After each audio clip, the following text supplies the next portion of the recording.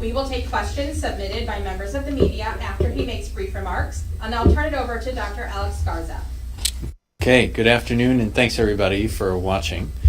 Let's start off with a bit of good news. As you've probably heard, the FDA advisory panel has recommended approval of the Moderna virus. So like the Pfizer vaccine, the Moderna vaccine appears to be highly effective. Having another tool in our toolkit to fight this virus is just very good news. So more frontline healthcare workers in the region are getting their first dose of the vaccine. And I know that to those folks, this is a huge relief, that they will know that they'll soon be protected. But of course we know that immunity is not immediate, not for those healthcare workers and not for our community. The real protection from vaccine is still weeks away. And it's going to take time and a huge effort to vaccinate the rest of the public. Now, since we last spoke, we've also heard the news that Missouri will be receiving fewer doses of the Pfizer vaccine in the next shipments that we had hoped for. A quote that we often use in the military is that no battle plan survives first contact with the enemy, meaning you have to adapt to those conditions on the ground. And you've heard me say earlier this week that there's going to be challenges along the way, and this is certainly won't be the last one. So the vaccine rollout is going to take time. It's going to be a methodical process, but we are going to beat this pandemic. Now we've established this foothold, and we're going to eventually win. But it's going to happen one person at a time, one day at a time, 1 week at a time, until we reach that desired end state, which is herd immunity within our region. While we're hopeful about the vaccine, we still have a dangerously high number of patients within our hospitals. We're averaging around 900 a day across our task force hospitals. And that means it's still putting a tremendous strain on our healthcare workers who care for all of these patients, in addition to all the other patients that we have at our hospitals. And it's making our workforce stretch incredibly thin. So today I am joined by Kate Miller, who works as a doctor of nursing practice and an ICU nurse at SSM Health St. Mary's Hospital. And I'd like to invite Kim up here now to share a bit about her work and what she's seeing in the ICU. Kim? Hello, my name is Kate Miller, and I am a critical care nurse in the ICU at SSM Health St. Mary's Hospital, St. Louis. I am grateful to have the opportunity today to share my experience surrounding the COVID-19 pandemic. I have been a registered nurse for 18 years, and 12 of those years have been spent working in critical care. I served as an officer in the United States Army Nurse Corps and feel adequately trained and prepared for handling crises. But the COVID-19 pandemic is unlike anything I had ever seen before. I remember my first shift in the COVID ICU. I changed out of my regular hospitals and out of my regular scrubs and donned the teal green hospital scrubs. I donned an N95 mask, goggles, a hair bonnet, and shoe covers, but close to my own age, with a wife and children, in a bed fighting for his life. Across the hall from my patient were a husband and wife. They were the sickest patients in the unit that day.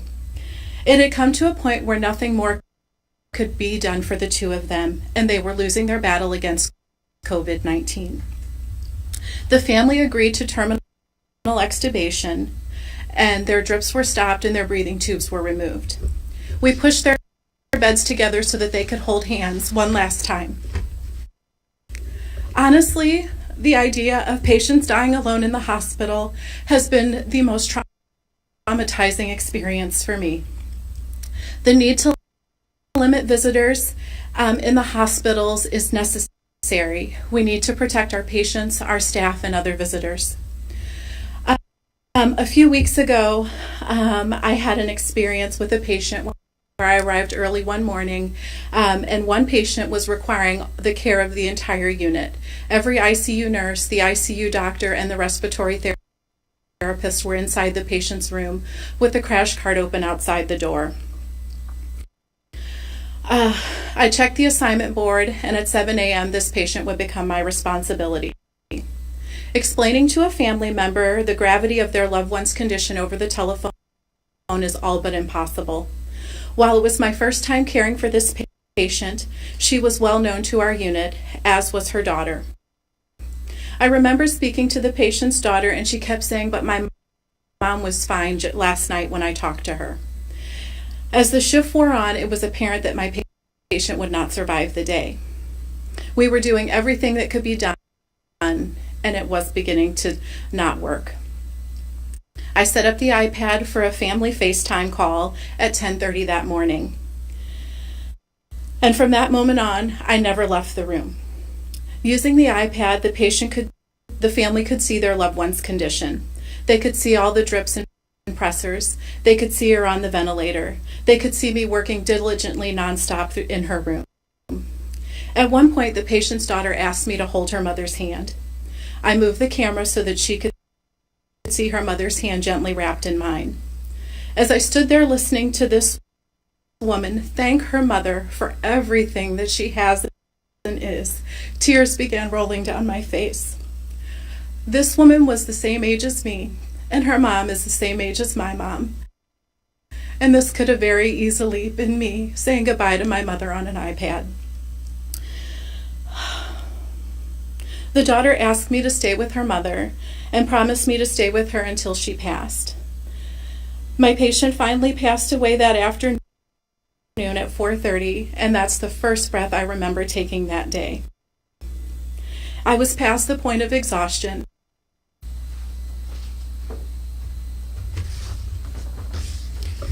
Thank you, Kate, and I apologize for mispronouncing your name. Oh, it was even written down right on my notes, so I apologize. Well, thank you, Kate, and to the professionals who work in the ICU. You guys do just really incredible work.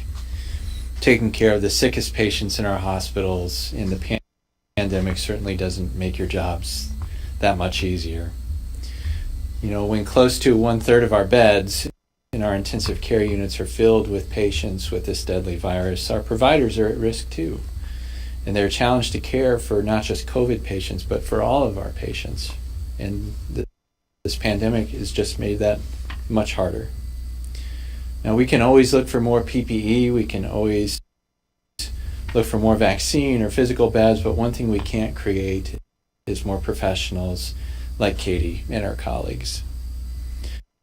When we look at the number of patients in our hospitals, we need to be thinking about the impact of those numbers on our frontline healthcare workers. So when you're planning for your holiday, please keep in mind that we still have months to go, which unfortunately means more cases and more people in our hospitals and more people in our intensive care units. So this Christmas, do everything that you can to help keep the rest of your family safe, and think about Katie and her colleagues in the ICU this holiday weekend, because they will be there taking care of those sick patients. So now let's look at where we are today. So as always, we start off with our new hospital admissions. And remember, this is a 2-day lag, so these are admissions from Wednesday. Today we are reporting 115 admissions, and our rolling 7-day average is now at 114. So it's come down slightly from yesterday, but still we're seeing over 100 admissions to our task force hospitals on a daily basis, still way too high. Looking at our hospitalizations now, today we're reporting 854 patients with COVID in our hospitals, and remember, these are COVID positive patients, and the moving average now is 893. So again, the number has come down from yesterday when we were above 900, but still an incredibly high number of patients within our hospitals. A little bit more detail now about our daily numbers. As I mentioned, we have 854 confirmed COVID positive patients in our hospitals. We have 175 COVID positive patients in our intensive care units, which is down slightly from yesterday. and we have 111 COVID positive patients on ventilators today, which is slightly up from yesterday.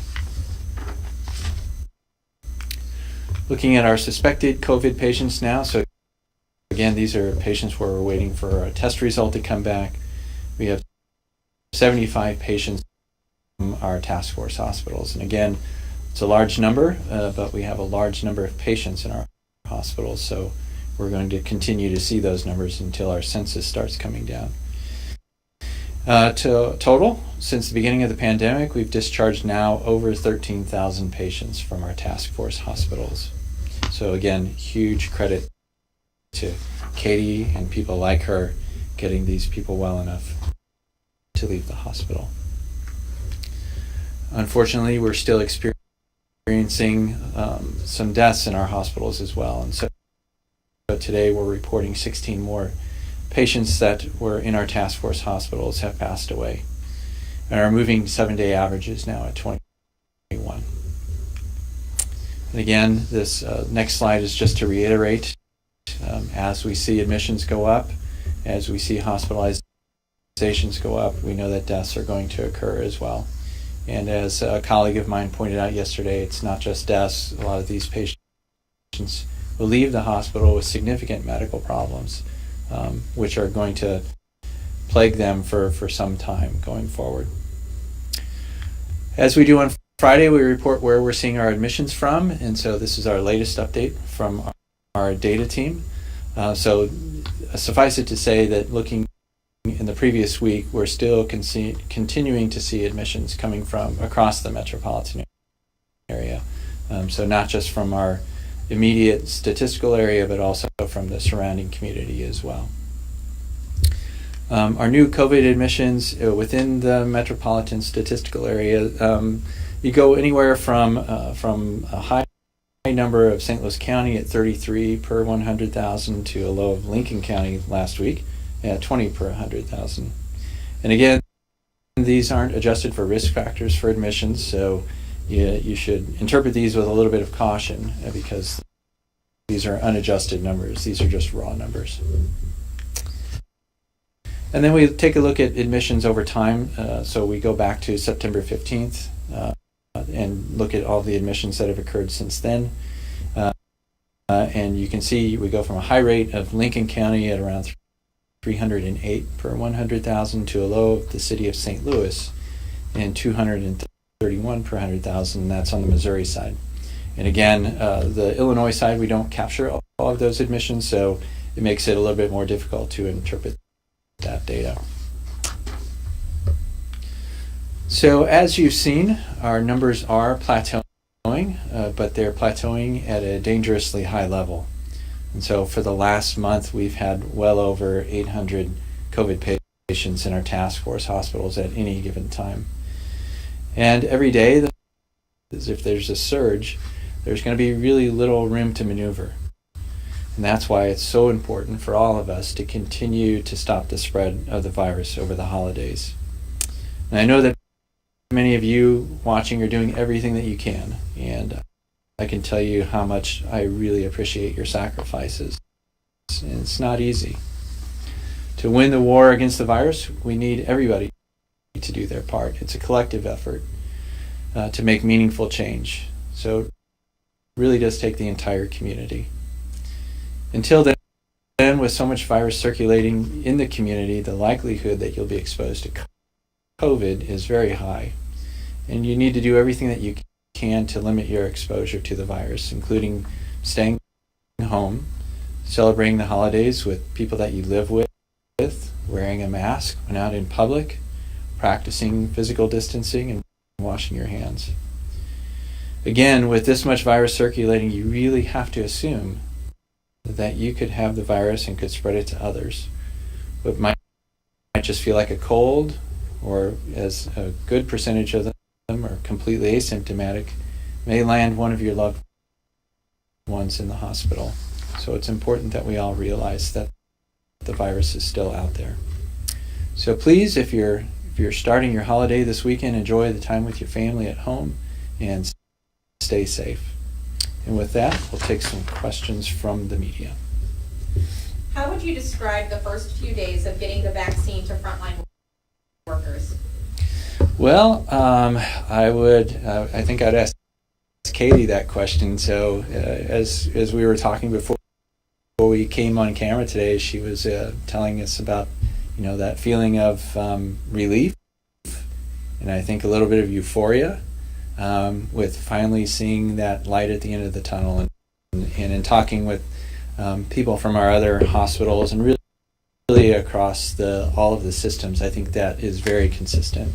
It just feels like a weight has been lifted off of their shoulders. I think as one of our people put it, it was not just it wasn't just a vaccination in the arm; it was a shot in the arm, and really has boosted their spirits. They're starting to feel like we can win this war. So obviously a good day for our healthcare workers. Are there any reports of reactions to the vaccine so far?